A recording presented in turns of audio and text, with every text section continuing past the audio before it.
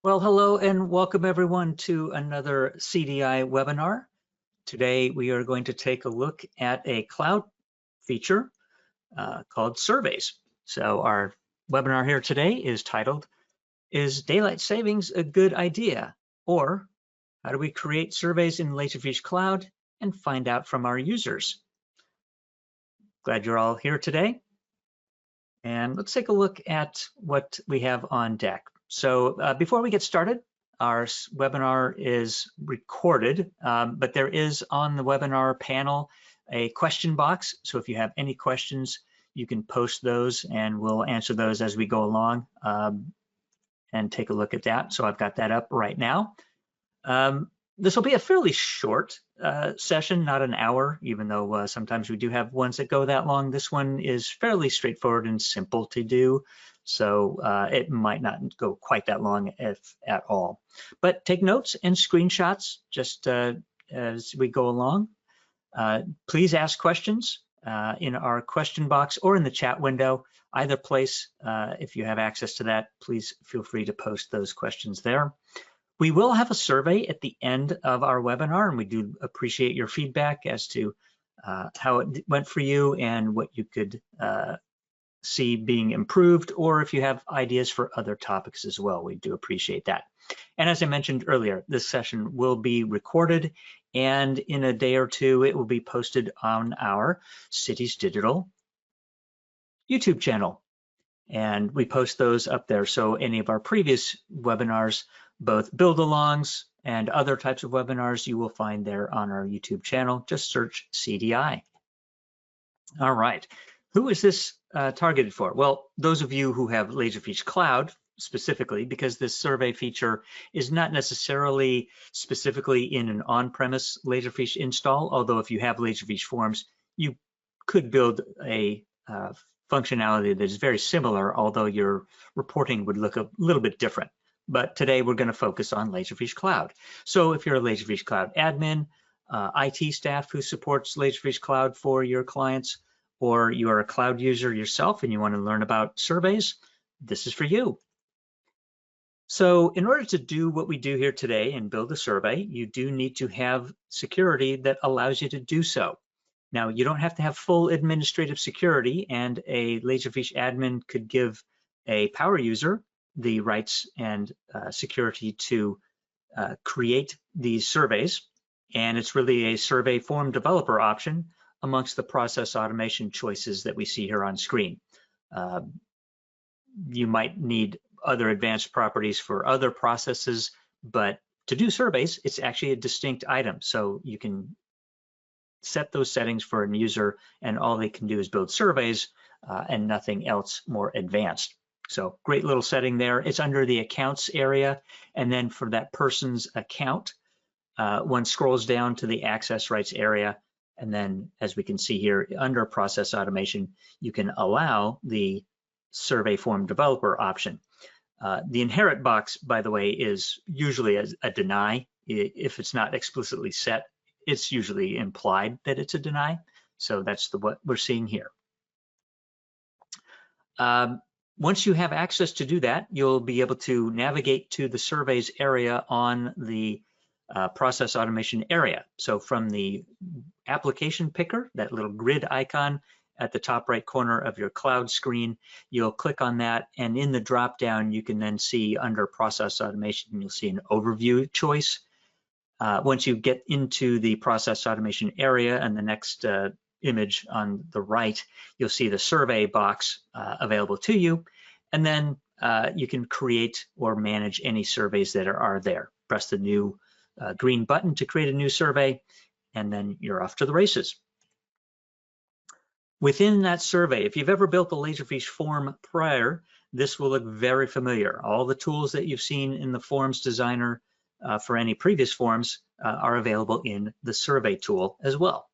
So very easy to use. We can add any kinds of fields we want, including single and multi-line fields, drop-downs, radio buttons, and checkboxes, currencies, date and time, file uploads, address fields. Not that we really would need them for surveys, but you never know.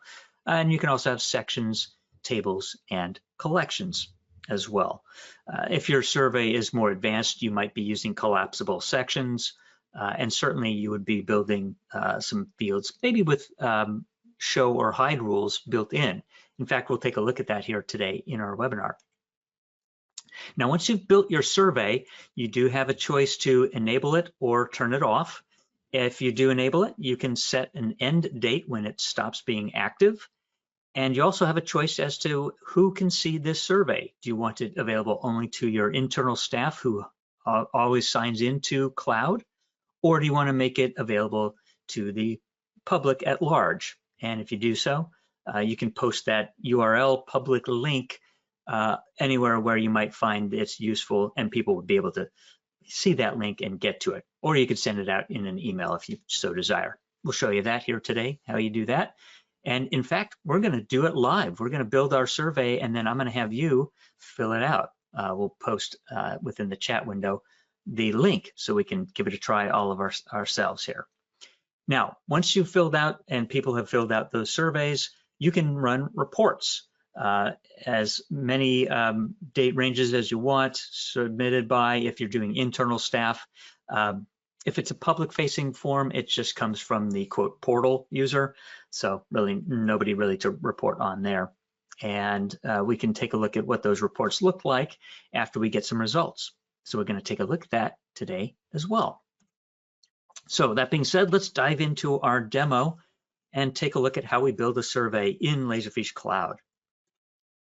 So on screen, we have a sign in to the cloud. I'm sitting at our homepage. And if you have rights to build a survey, you would click on your application picker up there in the top right corner and go ahead and go to your process automation area and click on whatever's available there. Usually it's these days now called Overview. And in that process automation area, you will have a survey choice there in the middle. If you only have access to surveys, this might be the only button you see here on this screen when you get to this area. Don't worry if you don't see others. It might be just because of your rights. You can only see that survey option in your choice. And it's under Tools listing there. And then we go to Surveys. Takes you to the Survey Designer screen here at this point.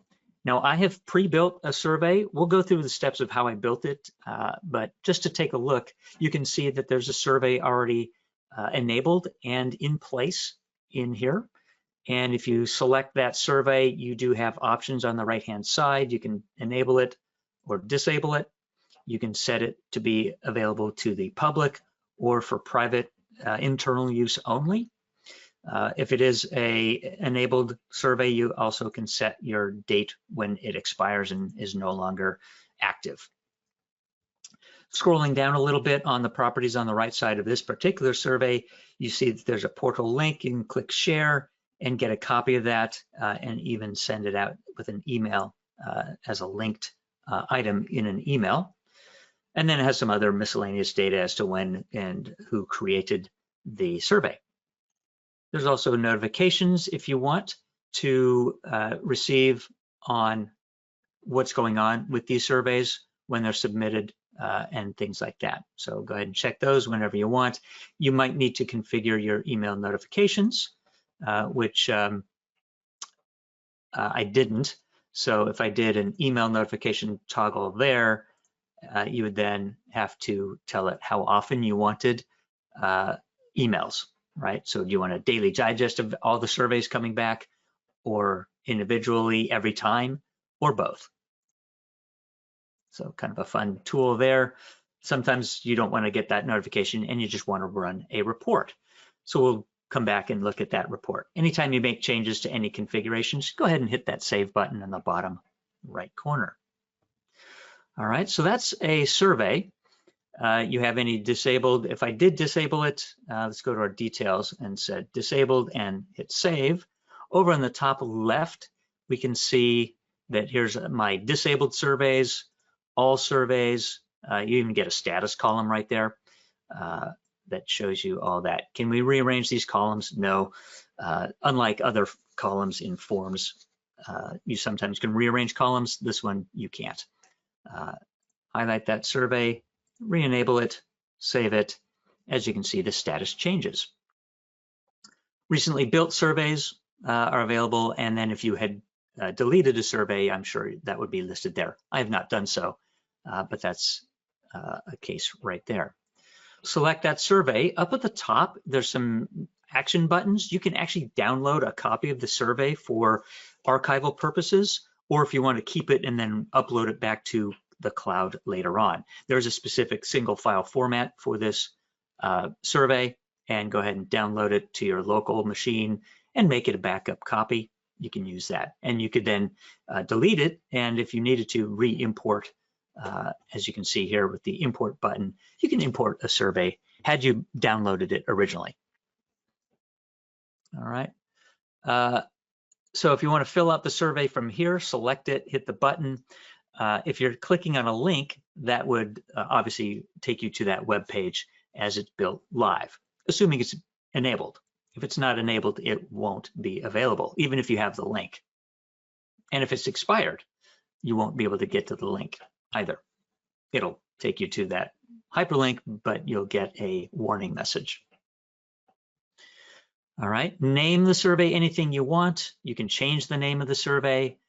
In fact, I've even done so because in the properties box up there on the name of the survey, it can be renamed at any time. That does not affect the functionality of the form, but because it's still going to use the link that you've built. So if the link doesn't change, the title of the survey really doesn't affect the link. All right, pretty good stuff there. Very easy, straightforward. And to build a new one, just click on the new button. Go ahead and type in the name of your survey. Go ahead and hit create, and that takes you into the survey designer tool. This should look a lot like a form designer tool to many of you. And in fact, it kind of is.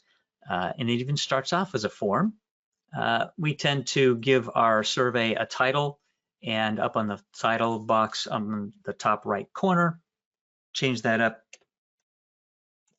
And whatever that title is for your survey, go ahead and title that. Description is optional.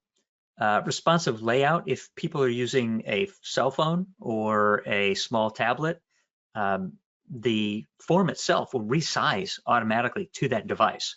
If you're on a computer and it's a full width screen, no big deal, right? Nothing to resize. But if it's a mobile device, sometimes the screen needs to be narrowed down so that you can fit what's on screen into that device.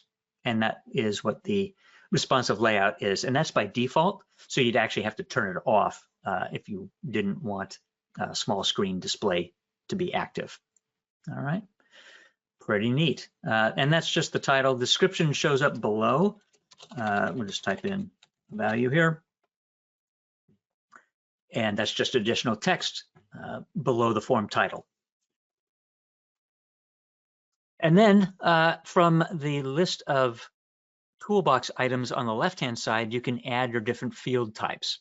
And this could be anything you need in order to get your survey to work for you, single line fields, etc. Now, a survey, many times you want to make it easy for users to fill out. So I would say that radio buttons and drop downs or checkboxes are probably going to be more prevalently used and more commonly used than any other type of field on a survey. Now, in many cases, you might even want to put some text on that survey, which one would use custom HTML. And custom HTML is where you can enter text that is going to be read, but not edited by anybody looking at the form. They can see it on the form, but it will be just hard-coded to the form itself. And you might be seeing some functionality here that you might not have seen on other forms. Notice how these fields, as I drop them on there, you can drop them to the right side, drop it to the left side. You can add fields on the same line very easily. This is Laserfiche's modern form designer. And for those using on-premise Laserfiche forms, if you have version 10.4 and above, this modern form design capability is available. You could build a form using an older style, but this is now available as of Forms 10.4. and in cloud has been available for quite a while as well. So you can lay out your fields in whatever order you want. As you can see with the different radio buttons here, the properties, we can change the field label, and certainly on the choices, we are going to rename those choices. It gives us choice 1, choice 2, and choice 3 in that list, and if we need more choices and want to rename those labels, we certainly would do so. All right, so that's pretty typical of what you might be seeing when you first add these fields. Go ahead and drop the field on the form, relabel the choices, and those choices can even be set to have values as well. All right, so if I check the box at the far bottom right corner, you notice the label is here, but that label could have a value. Like choice 1 could be a value of just 1, and choice 2 could be a value of 2. So you could use, or you might use, numeric values to match the labeled choices, or text values as well, just maybe a shorter text value. And this applies to any field type, multi-value field type. You can use values. This happens to be useful with other forms if you're using logic, but for a survey, the value is really typically not that important. So don't worry about it if you don't add values on a survey, unless you really need it for some other purpose. For survey reporting, it's totally not needed, so we can do that, unless you want to use some other methods of reporting and the values do come into play. So it just depends on what you want to do. Now up above, most fields, you can make a field required or read-only depending on your needs. All right. So click and drag any of those field types onto your form, add a, as I mentioned, custom HTML up there. And then having built out that form, you could then preview that to see how it's going to look. And up in the top right corner, you have the preview icon, that little eye icon up there. Your forward and back buttons, if you made changes prior to publishing, you could reverse those changes. And then you have a theme and CSS area where we can make this form look really pretty. We can add logos, change background colors, and theming with a whole host of presets. Or if you have your custom saved themes, you can drop those in by selecting that item. So as you can see here, Laserfiche gives you some pre-built themes. I've saved a few of my own custom themes up here, and these can be used across both surveys and forms within the cloud system. If you've built these custom themes in the cloud, they won't be visible if you somehow have an on-premise system. They just don't, they're not the same thing, and they don't transfer. And also a survey, if you're thinking, oh, didn't you say that you could download a survey and then upload it back in? Well, that's true in the cloud, but it has to stay in the cloud. A downloaded survey from the cloud will not be something that you can import into an on-premise form system. Well, mostly because it doesn't have surveys available in an on-premise, self-hosted environment. So slight difference there. So we can make these forms look really fun, really neat. Go ahead and choose your color, which automatically changes backgrounds, foreground colors. The title area could change fonts, could change the colors of fonts. All these different items can be changed. And that's available under styles. So you see some tabs up there on the theming area. So the theme is chosen, but then anything that is affecting this theme is found under styles. So we have background styles, body styles, the form header style. Did you want to add a logo? Just click the add image and browse for your logo file, or even point to it from a web page that you have online. As you can see, descriptions, labels, fields, including label text, fonts and colors and sizes and stylings can all be modified to fit your needs.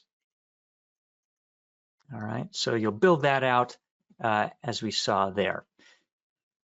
So when you're ready, go ahead and publish that form. Now, that's great. That completes the initial settings. Over on the left side there in that blue bar, we have some other tabs. We've got the layout view that we're currently in. We might also want to take a look at some field rules. Let's see. Okay, I guess I need to do that. I have less than 2 fields. So apparently I'm not following my own rules on here because I didn't save anything. So I didn't do that. Let's go back to the Manage tab and let's take a look at the survey I did build, and we'll take a look at some more sophisticated functionality in that area. So as part of our demonstration and the title of our survey, our webinar is titled, Is Daylight Savings a Good Idea? So let's go into that design and take a look at how that looks. As you can see, this one has been formatted with our CDI logo and a color scheme that matches. We have a few questions, very simple starting question, which is, as you can see with that red asterisk, it's required. So we do have to fill out one of those, and then depending on what we answer, we might get a different set of choices. In fact, let's do a quick preview before going live here and see what that's really going to look like. So we'll hit the preview button, and as you can see, we have the initial question required. One of 2 choices, really. Very simple, right? Yeah, I want to keep it. Oh, okay, great. Now we have a hidden field. So we'll show you these rules and how we built that in a moment. So because you chose yes, you now have a couple choices, or you can type in your own answer. There's an option for these radio buttons such that you can give the survey respondent the option to give an answer other than the choices provided. I've also added this feedback for improving the survey optional box here as well for anybody who's so inclined to help somebody improve the way the survey was built. And then the user would just hit submit and you're good to go. Now this is preview mode, as you can see up at the top. So we'll close that back out, and now we're back at the normal design. So for any of the answers of the first, they have yes or no, do we want to keep it? There's 2 sections, why keep it or why get rid of it? With those answers within those 2 fields. How did we do that? I've already got it published, so I went to the field rules area on the left-hand side and built a rule. How do you do that? Well, you click on Add Rule, and then I'm going to move this up and just show you how we started out. So imagine there was no rules in place. You just add a new rule, and then you say, I want to show or hide, enable or disable, or do some other actions, mostly show or hide. That's fairly typical in there. And you want to show a particular area, for example, why keep it? If you answer yes, we want to show that field when the choice is yes. So how do we do that? So we say show the why keep it field, which implies that it's hidden until a choice is made. So we then would add, as I've done down below, you can already see that, do you want to keep daylight savings time? And the answer is, if the answer is yes, keep it, then show the why keep it field. You get the idea. If you need to, you can disable that. You could add other sophisticated rules that say, well, show this field if 2 other settings have been set prior. So as you can see, you can keep adding multiple reasons for why you might show a particular field. All right, so some surveys might require this. This one is very straightforward, very simple. So we only need that. And in fact, I'm going to just delete that particular one because I do have it. So I have our scroll up here, and you can reorder these rules, by the way. Those numbers with the arrows above and below it on the left-hand side just changes the way that the system evaluates the questions and the rules that you've just built. Normally, if they don't conflict, it's not a big deal what order they run. They probably will run so quick that nobody would ever notice the difference. Sometimes you have ones that run and then they they're a sub logic step from a prior one. So sometimes the order does matter. In this case, it does not. So show the why keep it choice when the do you want to keep it daylight savings is yes, and then show why get rid of it when the answer is no, only have one. All right, so there's your rules that show or hide those additional fields that we want filled out. Also, if you have data that is being looked up and filled out as part of the survey, yes, you can do that. You might have lookup rules that fill in additional information, either on the survey itself while the viewer is looking at it, which is where those read-only fields might come in, right? You might fill in a choice and then other fields are read-only but filled in with info just to confirm that the data is correct. So you can do that. In this survey, we are not going to do that, but you do have that choice. And then finally, there are custom error messages that you might want to add if you wanted to do that. So I'm going to just exit out. I'm going to not save the changes because, as you saw, I added a third field rule, which really was kind of a duplicate of one that already existed. And I'm going to just say, okay, I don't really need to save that because I already had the two rules in there that I needed. Custom error messages are something where if a particular field doesn't have a particular value, you can throw a message up on screen that's different than the default system messages. So you can create your own special messages if you want. Usually there's not too much of a need to do this. The system usually is good enough in many cases, but if you're concerned about what the user is doing, you can guide them nicely and gently with your own custom error messages. All right, so I'm going to click on the icon, the pencil icon there, the edit icon, and go back to the layout of our survey. And again, for layout purposes and theming, that logo, by the way, can be adjusted. So I'm going to go to our theme, and then if we go to styles and go to the form header, which is where our logos are found, you can change the alignment from left to right. You can resize it. If it should be smaller, just change it's the pixel width, which really affects both the height and width of that logo. It's a little small, I think. So there you go. Change that to whatever you need. You can change any of the background colors and all that as well. And then hit publish. All right. And that then saves any of those changes on that form. The submit button is automatically added to the form down there at the bottom. So you don't have to worry about that. That's just part of the survey itself. So if we go look at the listed surveys, we'll go to our manage item. Go ahead and select the survey. Remember, we have our status, so we turned it on. It's going to turn off on St. Patrick's Day.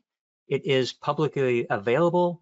And then the public link down there in the bottom right corner, that usually starts off as some kind of more generic, randomly generated set of characters. I have changed it to something more English friendly. In this case, I called it daylight savings. You could call it DST, you could call it whatever you want, put whatever letters or numbers you want in there, as long as it does not have any spaces. And then we'll go ahead and copy that link, and I'm going to paste it into the chat window here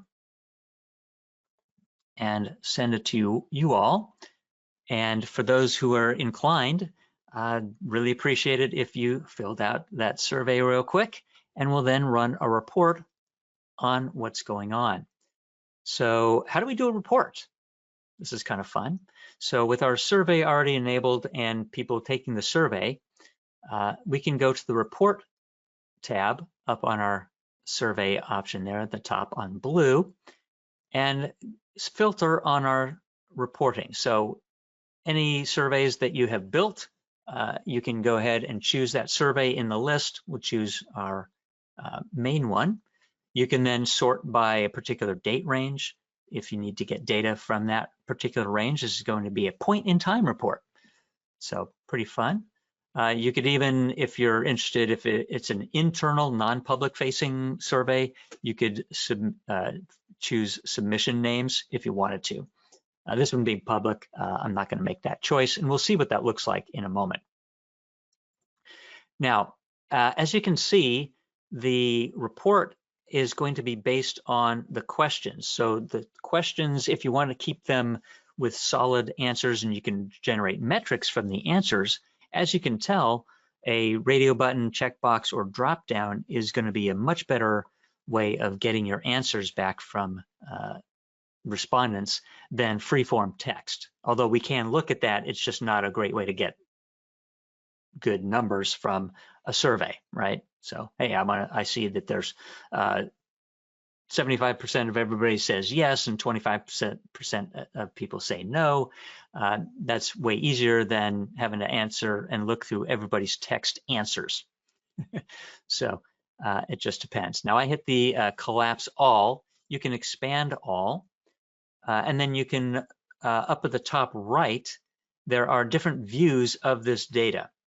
So right now we had some respondents and the percentage. If you roll your cursor over that pie chart, that will give you the number of responses. Let's do a refresh on our screen. I'm just going to hit my browser refresh. That should update it.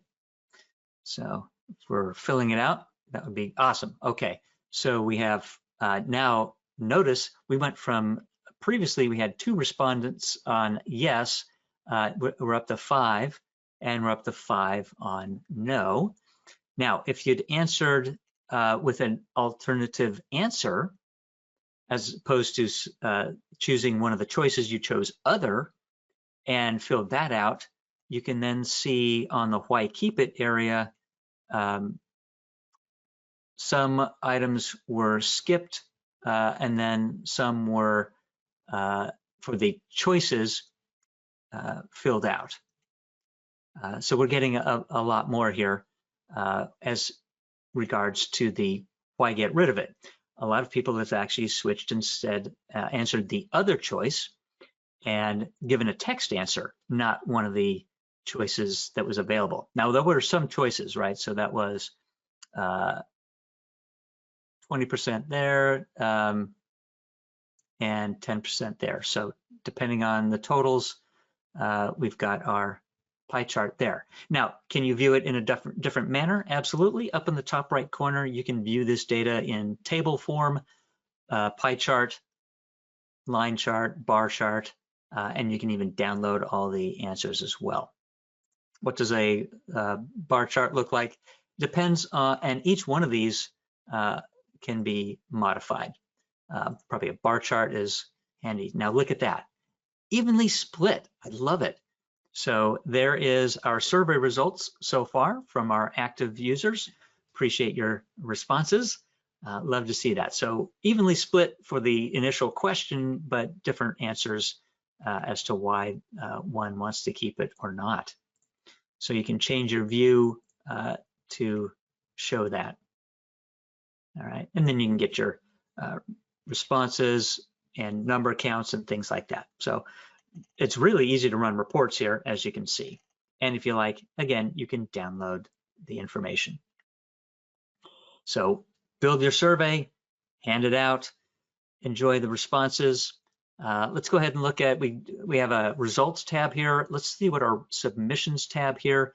We can actually see for each of the submissions, we can see there was 10 submissions. We can actually go look and review each of the submissions as well. So you can cycle through each one and see what somebody said. These are all, because they're public facing and portal facing, they're anonymous, right? So nobody knows who you are because there was no way it could track that. If you wanted to have a field that allowed somebody to put their name in there, certainly you might be able to track that, but it's not required. All right, so some really fun ways to use Laserfiche's cloud survey functionality.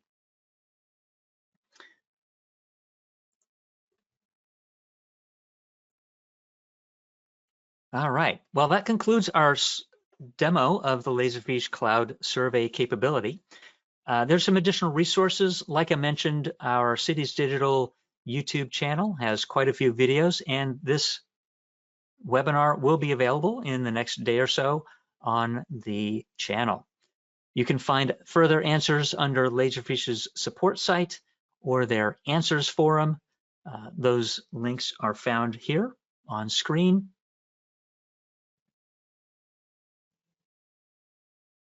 All right, that wraps it up for today's webinar. We'll close out the webinar and see you at the next one. Have a great day, everyone. Bye now.